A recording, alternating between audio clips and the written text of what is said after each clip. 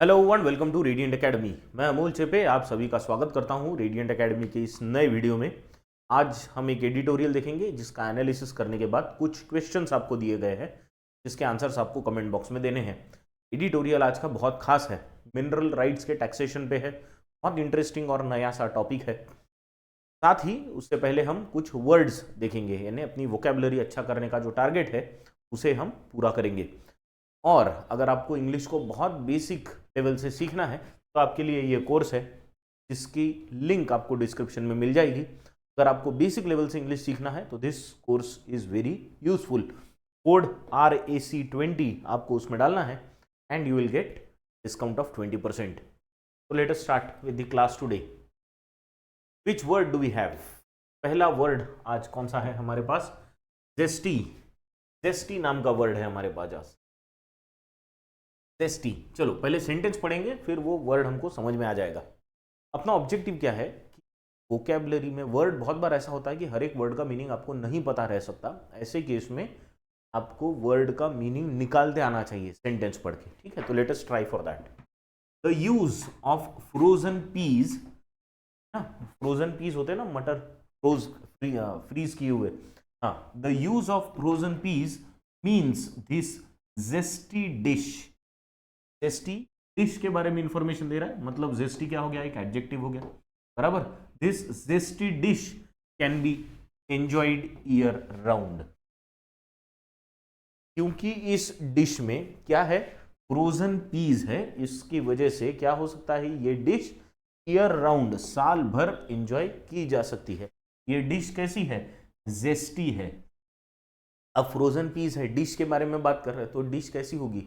ऐसी डिश जिसमें बहुत टेस्ट है, बहुत सारे फ्लेवर्स है, something which is full of flavour, जिसमें तड़का हो। अपने यहाँ तड़का का मतलब सिर्फ तीखा होता है, तीखा भी हो सकता है, स्पाइसी भी हो सकता है, या मज़ेदार भी हो सकता है। तो zesty basically deals with flavours, है ना। Something which is full of flavour is called as zesty. देखो जेस्टी दो तरीके से यूज होता है, एक तो आप फ्लेवर के लिए भी यूज कर सकते हो, दूसरा व्यक्ति के लिए भी यूज कर सकते हो। यानी ऐसा व्यक्ति या ऐसी कोई चीज जिसमें बहुत एनर्जी हो उसे भी हम जेस्टी कहेंगे। तो जेस्टी कैन बी एनर्जी से भरा हुआ या फ्लेवर से भरा हुआ, दोनों से भरा हुआ चीज इज कॉल्ड जेस्टी। जेस्टी मतलब क्या? एडजेक्टिव है। अभी हमने देखा डिश के बारे में इंफॉर्मेशन दे रहा है, राइट। और हाँ, जेस्टी मतलब क्या? फिर स्पिरिटेड, फुल ऑफ एनर्जी और फुल ऑफ फ्लेवर। अगर व्यक्तियों के बारे में बात कर रहे हैं तो it will mean full of energy. अगर डिश के बारे में बात कर रहे हैं तो then it will mean full of flavour, जिसमें तड़का है, स्पाइसेस है, मजा है बहुत सारा। That is called zesty. Synonym क्या होगा इसका? फिर सिनोनिम होगा स्प्राइटली, एनर्जेटिक या एक्टिव। में मजा है, एनर्जी बहुत है। एंटोनिम क्या होगा इसका? इसमें कुछ एनर्जी नहीं है, मतलब कैसा? एकदम डेड या इनएक्टिव या इनएनिमेट। एनिमेटेड मतलब बहुत एक्टिविटी करने वाला, इनएनिमेट मतलब सुस्त पड़ा हुआ, इनएनिमेट, राइट। तो कौन सा वर्ड है पहला वर्ड आज का? Zesty, which means full of energy और फुल ऑफ फ्लेवर, टेस्ट से भरा हुआ। क्लियर? चले अगले वर्ड पे।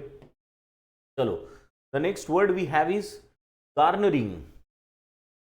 गार्नरिंग, दूसरा वर्ड है garnering. Let us first read the sentence. अगर आपको याद होगा तो कल के एडिटोरियल में आई थिंक ये गार्नरिंग वर्ड था, है ना। गार्नरिंग सपोर्ट ऐसा वर्ड था, जहां पर कमला हैरिस की बात कर रहे थे हम। कमला हैरिस वो is trying to garnering support, ऐसा कुछ तो भी पॉइंट था आई थिंक। चलो let us read the sentence. The corporator has spent much time garnering financial support for his upcoming campaign। Corporator है जिसको अगला इलेक्शन लड़ना है, तो वो अपने कैंपेन के लिए क्या जुटाने की कोशिश कर रहा है? फाइनेंशियल सपोर्ट जुटाने की कोशिश कर रहा है। तो गार्नरिंग का मतलब क्या होगा? गार्नरिंग का मतलब होता है जुटाना, जोड़ना, बराबर है। To to combine, to find help of lot of people, that is called garner. Support लेना, है ना। गार्नरिंग का मतलब है सपोर्ट लेना या जुटाना। तो गार्नरिंग का अपन देखेंगे मीनिंग क्या है। Garnering is basically a verb to collect और गैदर। कलेक्ट करना, गैदर करना, सपोर्ट को गैदर करना, है ना, जुटाना, मिलाना, दैट इज कॉल्ड गार्नरिंग। तो इसके सिनोनिम क्या होंगे?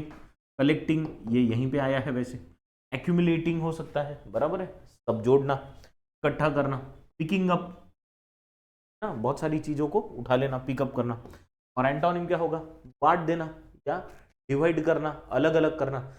एक करना इज कॉल्ड गार्नरिंग, डिवाइड कर देना इज एंटोनिम ऑफ गार्नरिंग। ठीक है, तो डिवाइड कर देना, डिस्पेलिंग कर देना या डिस्ट्रीब्यूट कर देना। जैसे मैंने कहा जुटाना, गार्नरिंग मतलब जुटाना, सपोर्ट जुटा लिया।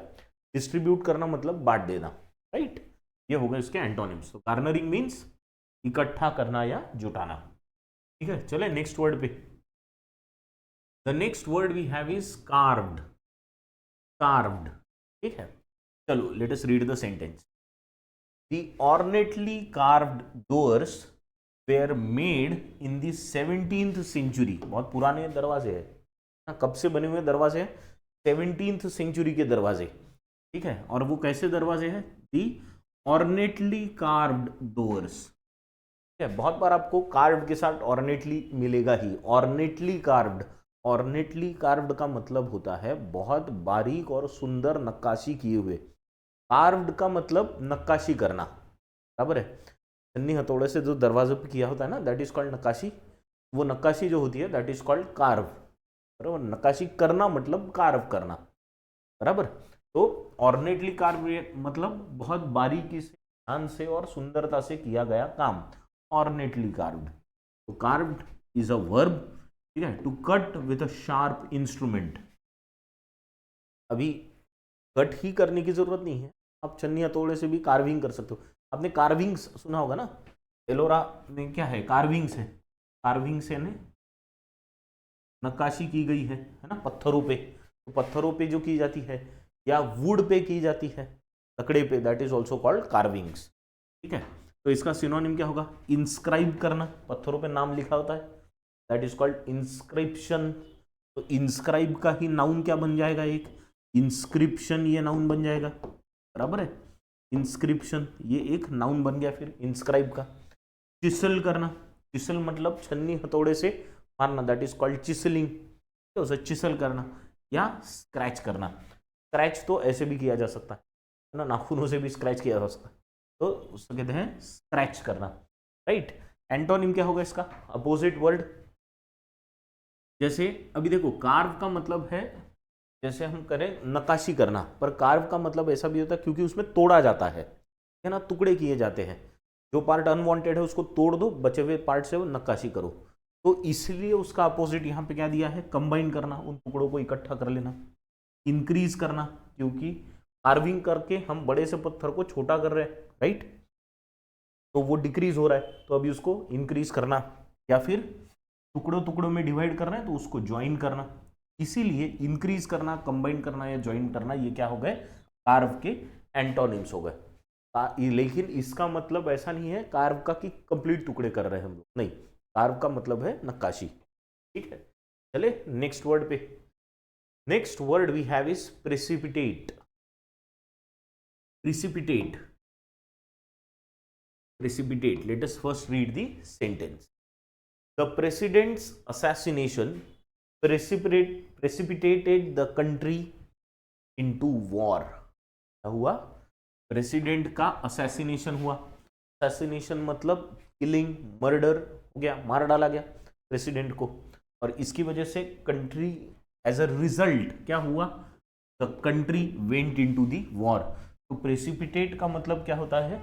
एज अ रिजल्ट, है ना, मतलब this is something that is causing this. किसी का तो भी कॉज होना, कॉज होना या कारण होना। तो प्रेसिडेंट का असैसिनेशन क्या बना? कारण बना कि कंट्री को वॉर में जाना पड़ा। तो किसी चीज होने के पीछे का कारण होना या किसी चीज का रिजल्ट होना, दैट इज कॉल्ड प्रेसिपिटेट। तो प्रेसिपिटेट मतलब टू इंस्टिगेट और कॉज टू हैपन, किसी चीज को होने के लिए मजबूर करना। जैसे कंट्री को वॉर में जाने के लिए किस चीज ने मजबूर किया? प्रेसिडेंट के असैसिनेशन ने, राइट। चलो सिनोनिम क्या होगी इसके? कॉज होगा या इंड्यूस होगा या प्रोवोक होगा, आग लगाना, उस हिसाब से। एंटोनिम शांत कर देना वातावरण को, काम, डिस्ट्रॉय या फिनिश कर देना, मैटर वहीं पे फिनिश कर देना, बढ़ने नहीं देना।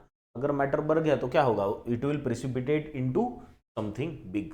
तो प्रेसिपिटेट होने का मतलब है किसी छोटी चीज का बड़े में रूपांतर हो जाना या किसी चीज की वजह से दूसरी बड़ी चीज हो जाना, दैट इज प्रेसिपिटेट। क्लियर? चले नेक्स्ट वर्ड पे चलो, delve. Next word we have is delve. Let us read the sentence. बहुत सिंपल सा वर्ड है, आपने बहुत बार सुना है इस वर्ड को। The society is determined to delve deeper into the matter. Society बहुत डिटरमाइंड है इस चीज के लिए कि हमको क्या करना है, डेल्व करना है डीपर इनटू द मैटर। अब डेल्व का मतलब होता है नीचे जाना और डीपर का मतलब और नीचे जाना।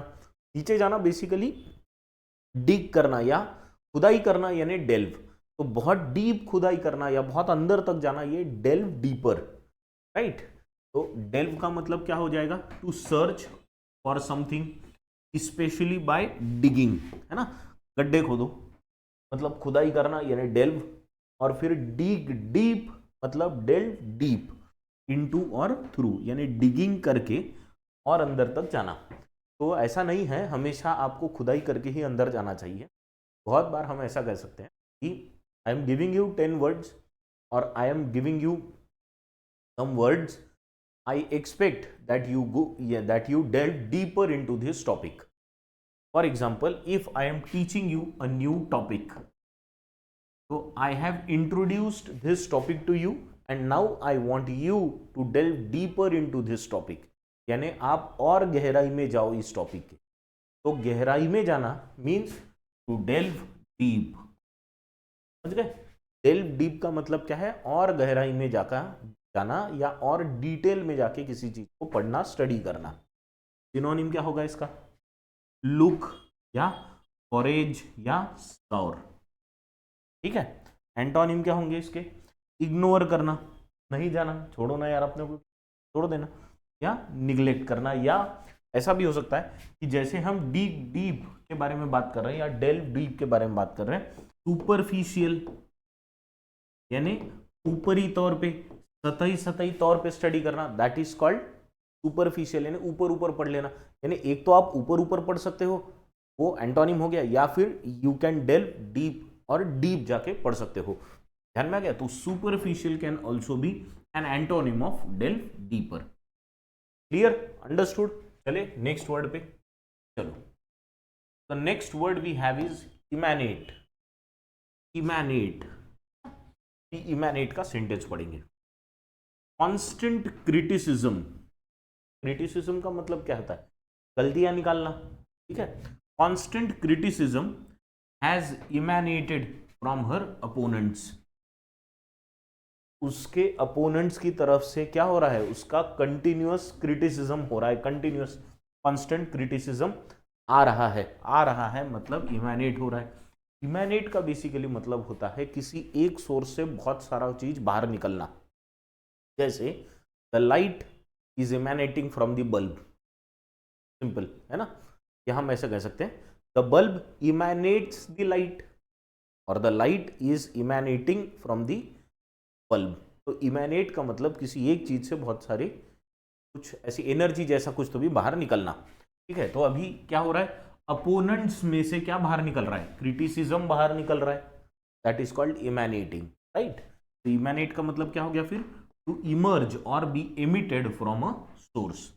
हम कहते हैं ना लाइट एमिट कर रहा है, वैसे ही इमैनेट कर रहा है, राइट, सिमिलर है। सिनोनिम क्या होगा इसका, स्प्रिंग करना, किसी एक चीज से अचानक बाहर निकलना, इमर्ज करना या ओरिजिनेट करना, राइट। और एंटोनिम क्या होगा इसका, किसी चीज का वापस अंदर आना यानी रिट्रैक्ट करना। एक चीज से एनर्जी बाहर निकलना बोले तो इमैनेट करना, और उसी चीज में बाहर वापस अंदर वापस आ जाना यानी रिट्रैक्ट करना, ये हो गया उसका एंटोनिम। Understood, clear. चले नेक्स्ट वर्ड पे चलो। The next word we have is dissenting. अब ये डिसेंट वर्ड हम इससे पहले भी देख चुके हैं। है ना, डिसेंट को आईएनजी लगा है, मतलब ये एडजेक्टिव का काम कर रहा है यहाँ पे। चलो let us first read the sentence. क्या दिया है? The overall decision by a majority with 2 जजेस गिविंग अ डिसेंटिंग ओपिनियन। क्या बोला यहाँ पे? जो पूरा डिसीजन था वो मेजॉरिटी ने दिया, यानी सारे जजेस ने मिलकर दे दिया, और 2 जजेस ने डिसेंटिंग ओपिनियन दिया। डिसेंटिंग ओपिनियन मतलब ऐसा ओपिनियन जो बाकी सबके ओपिनियन से अलग था। सबने हाँ कहा होगा तो 2 लोगों ने ना कहा, ऐसा। तो which is not exactly the same like majority, that is called dissenting. Opposing view, conflicting view हो सकता है वो, या सम अदर व्यू भी हो सकता है, कुछ अदर, एकदम अपोजिट हो ऐसा नहीं, कुछ अदर भी हो सकता है। तो डिसेंटिंग का मतलब कॉन्फ्लिक्टिंग या इनकॉन्ग्रुएस। कॉन्ग्रुएस का मतलब क्या? आपने वर्ड सुना होगा कॉन्ग्रुएंट, ना, कॉन्ग्रुएंट। कॉन्ग्रुएंट का मतलब क्या था? कॉन्ग्रुएंट लाइंस होती है ना, सेम चलने वाली। तो इनकॉन्ग्रुएंट मतलब जो सेम नहीं है, अलग है। क्या कॉन्ग्रुएंट लाइंस आपने ज्योमेट्री में पढ़ा है उसी से बना है कॉन्ग्रुएस। कॉन्ग्रुएस का अपोजिट क्या होगा? इनकॉन्ग्रुएस, यानी जो सेम नहीं है, अलग है। ठीक है, अलग है। सिनोनिम क्या होंगे इसके? इनकम्पैटिबल। ऑफ कोर्स जो डिसेंटिंग होगा वो इनकम्पैटिबल, कंपैटिबल मतलब सेम, इनकम्पैटिबल यानी अपोजिट। क्लैशिंग या कॉन्ट्ररी या अपोजिट व्यू। एंटोनिम क्या होगा इसका फिर?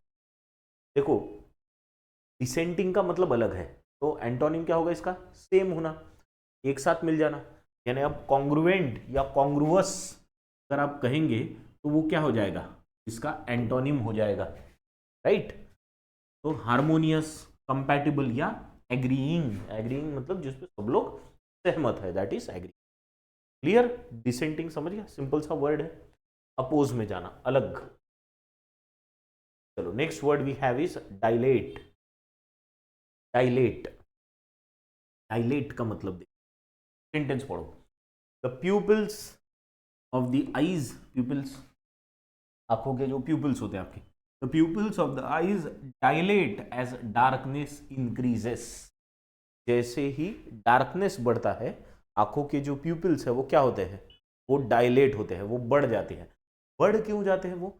ताकि ज़्यादा से ज़्यादा लाइट को वो ले सके ना, एब्जॉर्ब कर सके, that is why they dilate. तो डायलेट यानी वो बढ़ जाते हैं। ठीक है, तो डायलेट का मतलब क्या है? बढ़ जाना, एक्सपांड होना, बड़ा होना। डायलेट मतलब टू बिकम वाइड, आपकी आंखें बड़ी हो गई अंधेरे में। सिनोनिम क्या होगा इसका? एक्सपांड होना या स्वेल होना या एनलार्ज होना, बढ़ना बेसिकली। सॉरी। और एंटोनिम क्या होगा इसका? कॉन्ट्रैक्ट होना, छोटा होना।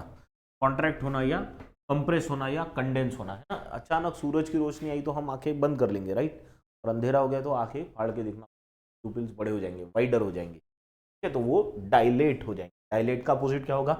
कॉन्ट्रैक्ट या कंप्रेस या कंडेंस। ठीक है, चलो नेक्स्ट वर्ड।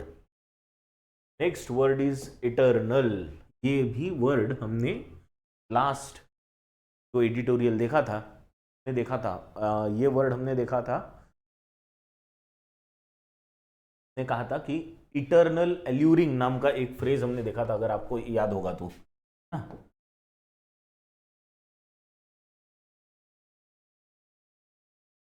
हमने फ्रेज देखा था ऐसा, इटर्नल अल्योर, ऐसा देखा था। इटर्नल अल्योर मतलब हमेशा के लिए, और अल्योर का मतलब था जो अपने तरफ खींचे, अट्रैक्टिव हो।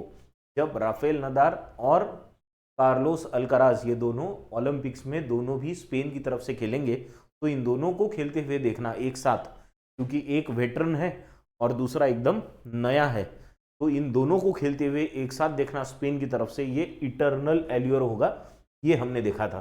तो इटर्नल का मतलब क्या लगाया था? तब इटर्नल का मतलब लगाया था कि it is for all time, हमेशा के लिए, है ना। तो दैट इज इटर्नल।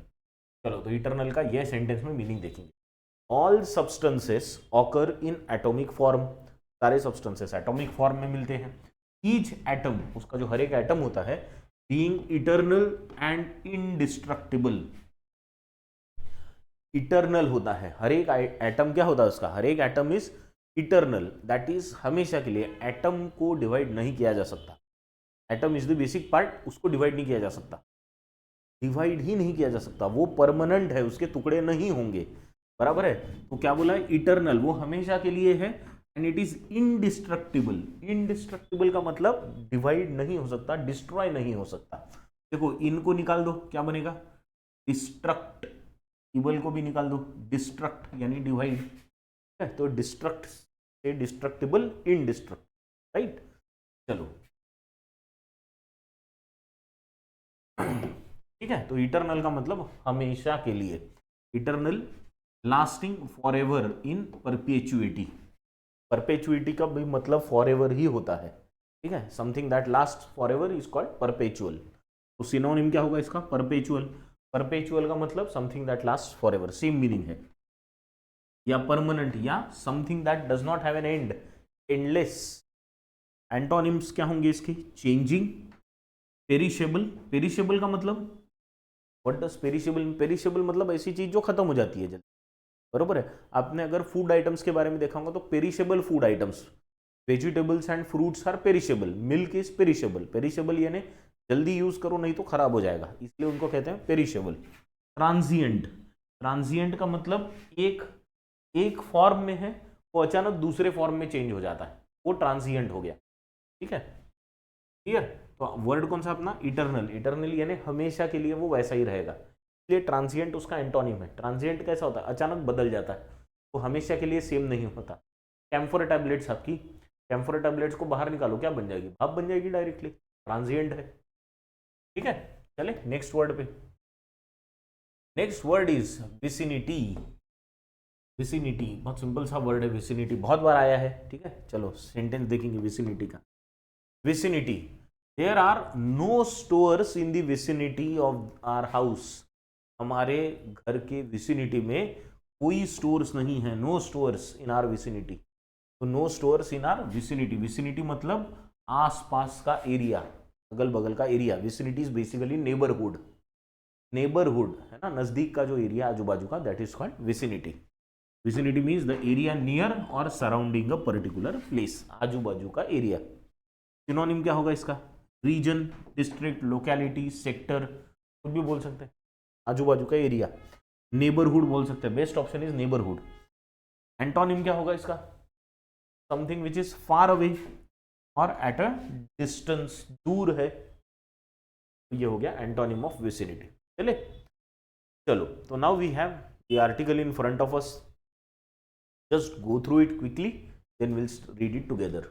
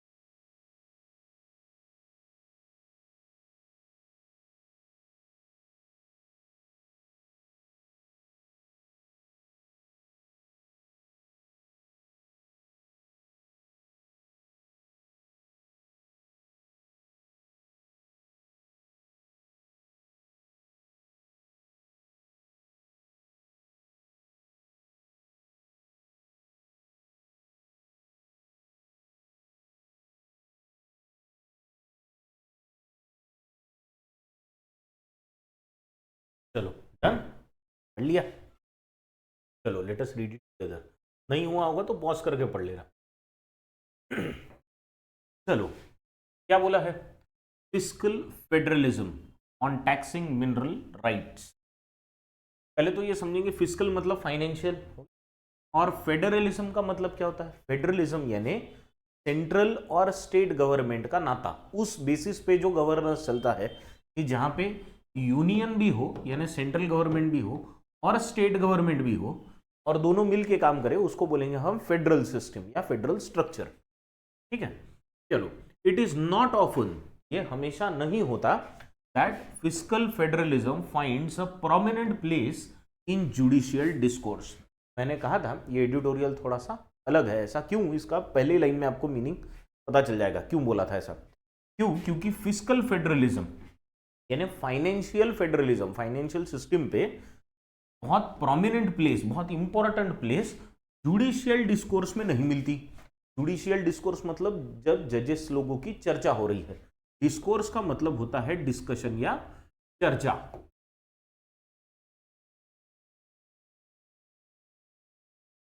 हाँ, तो डिस्कोर्स का मतलब होता है डिस्कशन या चर्चा।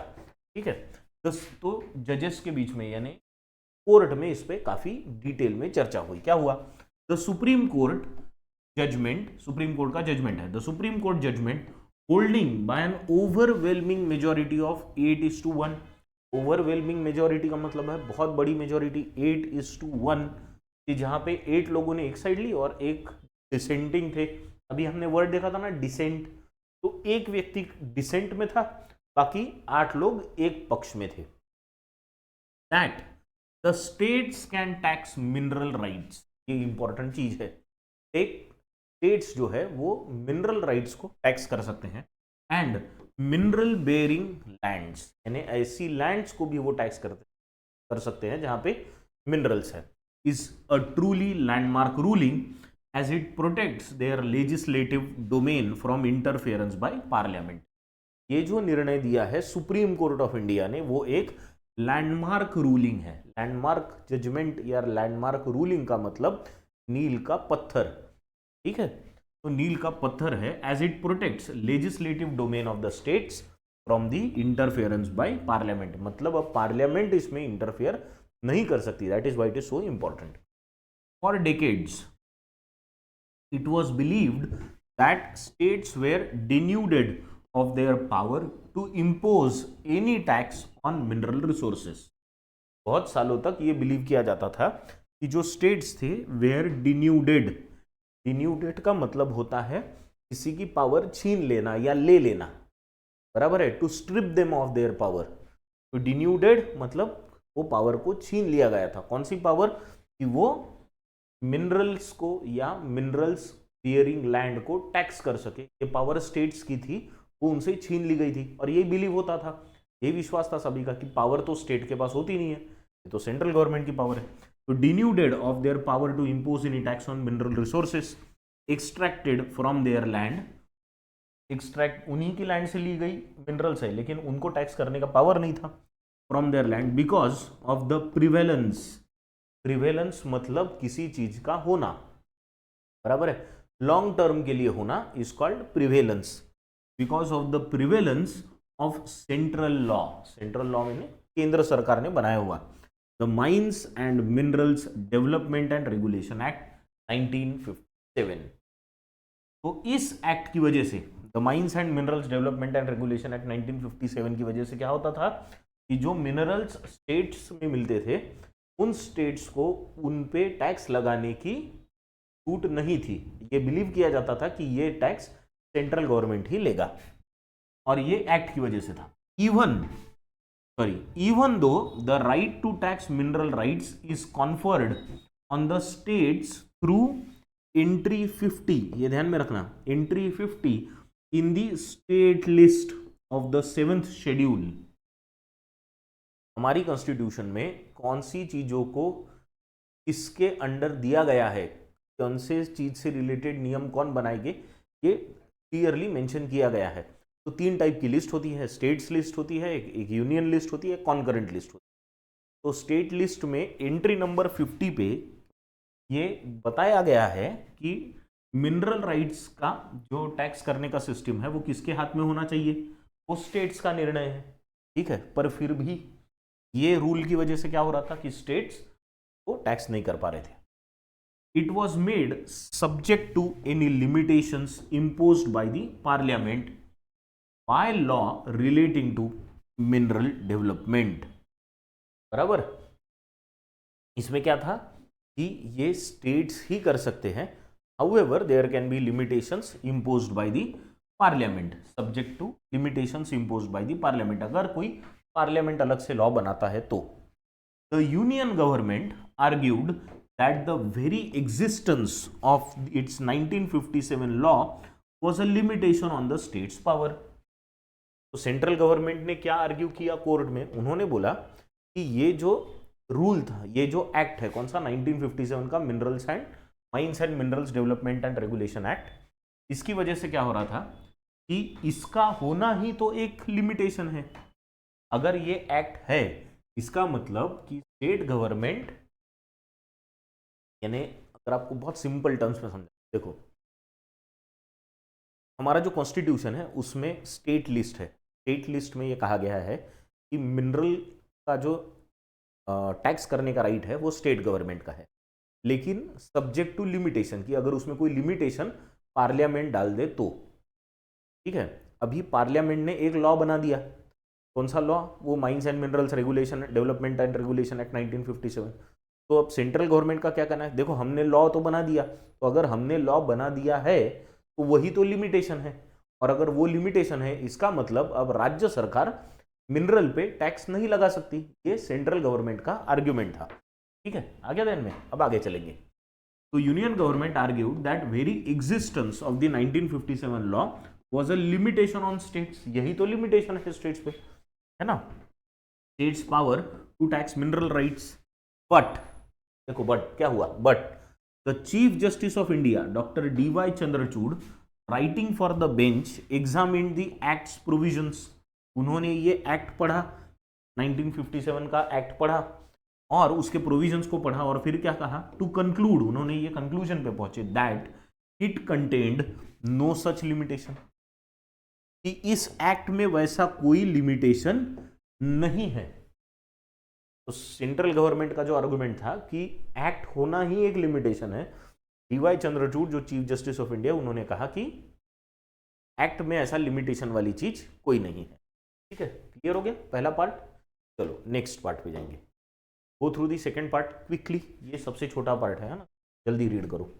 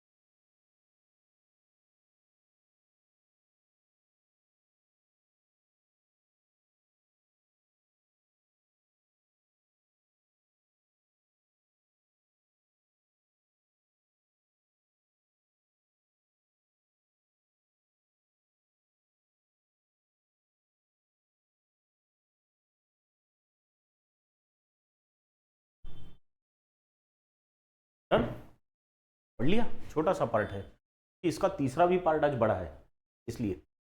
चलो, तो क्या दिया है सेकेंड पार्ट में, the royalty envisaged by the 1957 act. Envisaged ये वर्ड हमने इससे पहले भी देखा। इनविसेज का मतलब क्या होता है, देखना, बराबर है। देखना मतलब ऐसे देखना नहीं, दूर का देखना, यानी अगर आपने कुछ सोचा है उसके बारे में एक अंदाज लगाना कि ऐसा ऐसा होगा, तो इस हिसाब से देखना। आंखों से डायरेक्ट देखने वाली बात नहीं है, अंदाजा लगाना, देखना, कोई चीज को सोचना, का मतलब होता है इनविसेज। तो ये जो रॉयल्टी इनविसेज की थी, मतलब ये रॉयल्टी आएगी, ऐसा जो इमेजिन इन्होंने किया था by the act of 97 was held to be not a tax at all. और ये बहुत बड़ा डिसीजन है। सुप्रीम कोर्ट ने क्या कहा कि जो रॉयल्टी आप जो लेते हो वो रॉयल्टी टैक्स नहीं है, रॉयल्टी अलग है और टैक्स अलग है। The union was hoping that once royalty was accepted as a tax, it would wholly occupy the field and thus remove the state's scope for taxing mineral rights. Central government को क्या लग रहा था कि अगर हम रॉयल्टी को tax है करके ये अगर साबित कर सके तो क्या होगा, फिर हमको ये पूरा का पूरा लैंड अपने अंडर आ जाएगा और फिर स्टेट गवर्नमेंट को इस पे टैक्स करने का कोई चांस नहीं मिलेगा। पर एक्चुअली क्या हुआ, सुप्रीम कोर्ट ने क्या कहा कि रॉयल्टी अलग है। आ गया रॉयल्टी, हाँ रॉयल्टी अलग है और टैक्स अलग है। Royalty is not a tax at all, royalty tax नहीं है। However the court chose to see royalty as a contractual consideration for enjoyment of mineral rights. तो कोर्ट ने कहा रॉयल्टी टैक्स नहीं है, रॉयल्टी एक्चुअली क्या है, it is a contractual consideration. मतलब ये एक कॉन्ट्रैक्ट है कि अगर आप मेरी सर्विसेज यूज कर रहे हो या मेरे जो राइट्स है उस राइट्स को पार्ट कर रहे हो या उसका कोई पार्ट आप हिस्सा आप ले रहे हो तो उसके अगेंस्ट मुझे कुछ पैसे दो, दैट इज रॉयल्टी। ठीक है, पर वो कोई टैक्स नहीं होता। यानी ऐसा हुआ समझो कि कल मैंने रेडिएंट एकेडमी के नाम से कोई बुक पब्लिश की इंग्लिश की, और वो मैंने कोई दुकानदार को दी कि भैया ये आप सेल करो। अब उसने सेल करना शुरू कर दिया तो मैंने उसको मेरा राइट दिया और मैं बोलूँगा इस पर मुझे रॉयल्टी चाहिए। तो अब मैं उसको मेरा हक जो है वो मांग रहा हूँ, मैं उसको टैक्स कर रहा हूँ क्या? नहीं, इट इज़ अ कॉन्ट्रैक्ट कि आप बेचो और उसके बेसिस पे जो कमाई होगी उसका कुछ पार्ट आप मुझे देना, दैट इज रॉयल्टी। तो वो कोई टैक्स नहीं होता, tax is imposed by the government. ठीक है, ये अलग चीज है। ऑल्सो इट रूल्ड दैट, किसने रूल किया? सुप्रीम कोर्ट ने।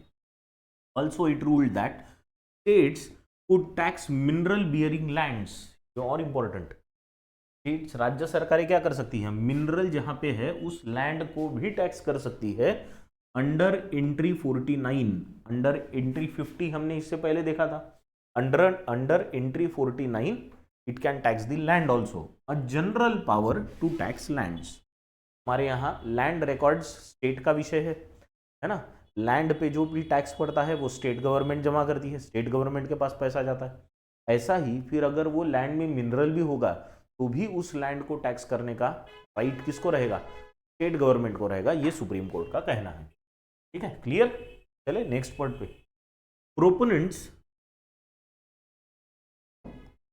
Proponents of fiscal federalism. Fiscal federalism के जो प्रोपोनेंट्स है, प्रोपोनेंट्स मतलब ऐसे लोग जो इस चीज को सपोर्ट करते हैं या इस विषय में अपना पक्ष रखते हैं, वो proponents of fiscal federalism and autonomy will particularly welcome the fact that the judgment opens up significant new taxation avenue। वो वेलकम करेंगे इस चीज को, क्या कि the fact that the judgment, ये जो निर्णय आया है उससे क्या हुआ, significant new taxation avenues open हो गए। यानी राज्य सरकार को कमाई का एक नया साधन मिल गया ना। अभी तक लैंड पे टैक्स नहीं कर सकती थी, मिनरल्स पे टैक्स नहीं कर सकती थी अभी तक राज्य सरकारें, पर अब मिनरल्स पे अगर टैक्स करने लगेंगी तो राज्य सरकार की इनकम बढ़ेगी, बराबर है, which is very good thing. यानी राज्य सरकार को एक नया इनकम का सोर्स मिल गया, taxation Avenue for the states, राज्य सरकारों को एक इनकम का एक नया सोर्स मिल गया। And the observation that any dilution of the taxation powers of the states, और ये ऑब्जर्वेशन भी इसका ऑब्जर्वेशन, सुप्रीम कोर्ट का ऑब्जर्वेशन, कि अगर राज्य सरकारों की जो टैक्सेशन की पावर्स है उसको अगर डाइल्यूट किया गया, डाइल्यूट करना मतलब उसकी पावर कम करना, अगर ऐसा किया गया तो उसका इफेक्ट कैसा होगा, इट वुड एडवर्सली इफेक्ट, क्या, it would adversely affect their ability to deliver welfare schemes and services to people. यानी अभी मिनरल के राइट्स को टैक्स करके राज्य सरकारें पैसा कमा सकेगी। राज्य सरकार जब पैसा कमाएगी तो वो लोगों को स्कीम्स और सर्विसेज देने पे वो पैसा खर्चा करेगी। अगर सेंट्रल गवर्नमेंट ने इसको डाइल्यूट करने की कोशिश की, डाइल्यूट यानी उसको कम करने की कोशिश की उनके पावर को, तो राज्य सरकार की इनकम कम हो जाएगी, और अगर इनकम कम होगी तो वो ज़्यादा अच्छी स्कीम्स या सर्विसेज नहीं दे पाएंगे, ऐसा इस ऑथर का कहना है। ठीक है, चलो let us now move on to the final part. ये लास्ट पार्ट है, गो थ्रू इट क्विकली, पढ़ लो इसको पहले, चलो पढ़ो।